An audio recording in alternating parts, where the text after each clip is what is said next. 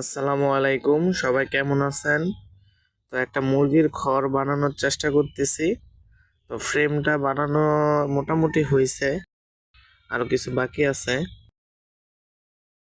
একটু নর্মালের মধ্যে বানাচ্ছি, বাড়িতে কোনো রুয়া বাগা কিছু নাই, যা আছে পুরান এগুলা দিয়ে বানাচ্ছি। তো মোটামুটি ফ্রেম বানানো হয়ে গেছে। এখন চারপাশে এই টিন দিয়ে, উপরে টিন দিলেই হয়ে যাইব।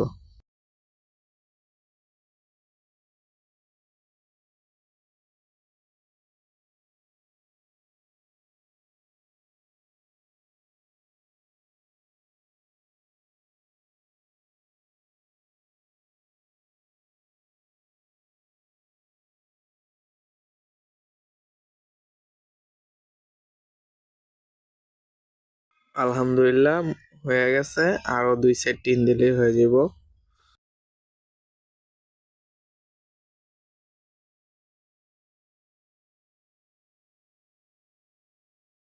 মুরগি আটকায় পালার জন্য চারপাশে বড় জাল দিতেছি। অনেক উচ্চতা, 10 ফুট 15 ফুট উচ্চতা জাল দিতেছি।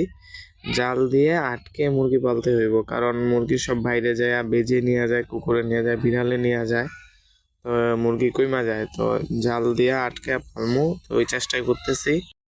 তো দেখা যাক কি হয়।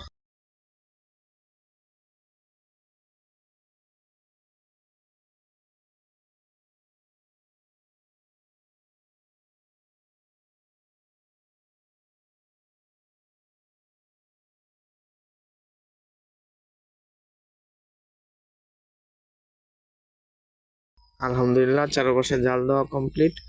এখন এটার ভিতরে ছাউ মুরগি আইনা রাখবো। 5-6টা কিনছি, আরো যদি পাই কিনবো।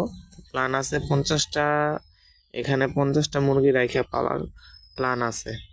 দেখা যাক, যদি গ্রামে ঘুরে ঘুরে পাই তাইলে আর কি। এই যে স্পেসটা দেখেন, স্পেসটা অনেক বড়, 50-60টা মুরগি এটার ভিতরে রাইখা পালা ব্যাপারই না। তো চেষ্টা আছে, দোয়া করবেন। ইনশাল্লাহ 50টা মুরগি পালার চেষ্টা করবো এটার ভিতরে। প্ল্যান আছে এই সাইজের 50টা মুরগি এটার ভিতরে রাইখা পালবো, সব দেশি মুরগি। তো চেষ্টা করতেছি। আলহামদুলিল্লাহ, এই যে স্পেসটা দেখেন, এই যে কত বড় স্পেস।